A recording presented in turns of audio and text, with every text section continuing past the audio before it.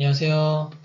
이번 영상에서는 유형자산의 취득과 관련된 내용에 대해서 학습해 보도록 하겠습니다. 자, 먼저 유형자산의 정의부터 보겠습니다. 자, 유형자산은 투자자산, 무형자산, 기타 비유동자산과 함께 비유동자산에 해당하는 자산으로 자, 기업이 영업활동에 사용할 목적으로 보유하고 있으며 물리적 형체가 있고 1년을 초과해서 사용할 것이 예상되는 자산을 말합니다. 자, 이러한 유형자산에는 토지, 건물, 기계장치, 차량 운반고, 비품, 구축물 등이 있습니다. 자, 다만 토지와 건물을 시세 차익 등 투자 목적으로 취득한 경우에는 유형자산이 아닌 투자자산으로 분류를 합니다. 자, 아까 말씀드렸다시피 유형자산은 우리 기업이 사용할 목적으로 보유하고 있는 자산이니까 문제를 푸실 때 취득 목적이 어떻게 되는지 꼭 체크하고 넘어가셔야 합니다. 자, 그래서 이런 유형자산의 회계 처리에 대해서 지금부터 학습을 할 건데 일단 유형자산을 사와야 시작이 되겠죠. 그래서 유형자산의 취득과 관련된 내용부터 보도록 하겠습니다. 먼저 유형자산을 구입했을 때 취득 원가가 얼마인지 알아야 회계 처리할 수 있으니까 유형자산의 취득 원가가 어떻게 구성이 되는지부터 보도록 하겠습니다. 일단 유형자산을 취득하면은 지불할 때 지불한 금액 있겠죠. 구입 원가입니다. 당연히 취득 원가에 포함이 돼야겠죠. 그런데 이걸 구입하면서 여러 가지 비용이 추가적으로 발생할 수 있습니다. 이렇게 유형자산을 구입하고 사용 가능한 상태에 이르게 하는 데 들어간 관련된 원가 또 모두 취득 원가에 포함해가지고 회계 처리를 합니다. 자, 이러한 비용에는 운반비, 설치비, 시운전비, 취득세, 등록세 이런 것들이 있는데 이러한 항목들을 하나하나 다 외우기 힘드니까 방금 말씀드렸던 이 위에 있는 거 사용 가능한 상태에 이르게 하는 데 들어간 모든 원가 또 포함해서 회계 처리한다라고 생각하시면 되겠고요. 만약에 사용 중 발생하는 비용 자, 위에 거는 구입하면서 발생한 비용이고요. 이 밑에 있는 거는 사용하면서 발생하는 비용은 취득 원가에 포함하는 게 아니라 즉시 비용 처리하는 거라고 여러분들이 꼭 구분을 잘 해주셔야 됩니다. 아시겠죠? 자, 그럼 방금 말씀드린 거 생각하면서 문제 한번 풀어보겠습니다. 자, X 1년 1월 1일 영업용 건물을 100만원에 구입하였습니다. 자, 구입하면서 취득세와 등록세 10만원, 그리고 부동산 중개수수료 5만원이 발생하였습니다. 자, 취득과 관련한 모든 비용은 현금으로 지급하였습니다. 일단 건물만 사는 게 아니라 건물을 사면서 각종 비용이 발생하고 있는데 이거 어떻게 처리해야 하는지 방금 말씀드린 거 한번 생각해 보시고요. 자, 눈에 띄는 것부터 분개해 볼게요. 자, 현금 나간 게 제일 눈에 띄겠죠? 그래서 현금 나갔으니까 어느 변? 대변에 쓰는데 건물값만 나간 게 아니라 여러 가지 비용 포함하는 거니까 총 115만원이 대변에 가서 기입이 되면 되겠죠.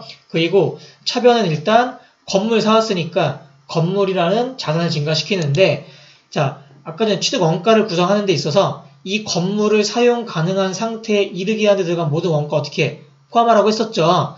건물을 샀으면은 당연히 취득세 등록세를 내야지 온전한 내게 되는 거니까 이런 것들 전부 다 원가에 포함해야 된다는 얘기입니다. 그래서 건물 100만원 쓰는 게 아니라 여기 들어간 모든 원가 다 포함해서 115만원으로 회계 처리하면 되겠습니다.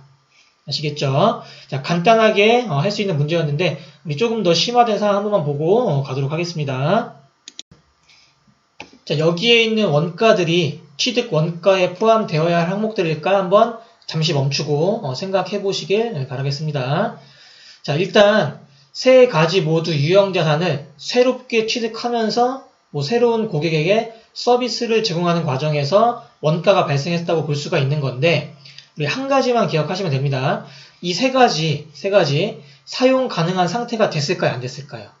일단 유형자산은 사용할 수 있는데 아직 우리 회사가 외부 환경에 적응하지 못한 거로 볼 수가 있는 상황입니다. 즉 여기에 있는 건 일단 모두 유형자산을 사용할 수 있는 얘기입니다. 그래서 여기에 있는 것들은 유형자산의 취득 원가에 포함시키면 안 되고 모두 즉시 비용 처리를 해야 될 항목들이니까 이 세 가지 꼭 기억을 잘 해주셨으면 좋겠습니다. 자, 이어서 유형자산 취득 후의 지출에 대해서 학습하고 영상 마무리하도록 하겠습니다. 자, 유형자산은 1년 이상 장기간 사용이 예정되어 있는 자산이기 때문에 취득 후에도 여러 가지 지출이 발생할 수 있습니다. 자, 이러한 지출은 크게 두 가지로 구분해서 우리가 자본적 지출과 수익적 지출이라고 하는데, 자본적 지출은 자, 이 지출을 통해서 가치가 증대된 경우, 예를 들어서 생산 능력이 향상이 됐다, 또는 내용 연수가 연장이 됐다, 또는 원가 절감이 됐다. 자, 이런 식으로 자산이 변화한 경우를 말합니다. 그래서 자본적 지출은 비용으로 처리하지 않고 자산의 가치를 증대시키는 회계 처리를 합니다. 자, 만약 건물에 10원만큼 자본적 지출이 발생했다. 그러면 차변에 건물 10원, 이런 식으로 회계 처리를 하는 겁니다. 자, 반면에 수익적 지출은 그 지출로 인해 가치가 증대되지는 않고 단순히 현상만 유지되는 경우를 말합니다. 예를 들어서 깨진 유리창을 교체하거나 펑크날 타이어를 교체하거나 하는 경우를 말하는데, 자, 이러한 지출은 즉시 비용, 자, 수선비라는 비용으로 처리를 합니다. 자, 선생님 여기 지금 차량 유지비라고 써놨는데, 만약 자동차 타이어 펑크난을 교체했으면은 수선비를 쓸 수도 있지만 차량 유지비를 쓸 수도 있으니까 이렇게 한 겁니다. 자, 우리 문제 풀어보고 마무리하도록 할게요. 자, 자본적 지출과 수익적 지출에 관련된 문제입니다. 자, X1년 5월 1일 본사 건물에 대해서 다음과 같은 지출이 발생했고 대금은 현금으로 지급했습니다. 자, 지출이 두 가지가 있었는데, 첫 번째는 천장형 낸 난방기를 설치했습니다. 100만원 주고. 두 번째로는 사무실에 고장난 문을 교체했는데 10만원 들어갔네요. 자, 일단 천장형 냉 난방기를 설치했다면은 우리 회사 건물의 가치 어떻게 될까요?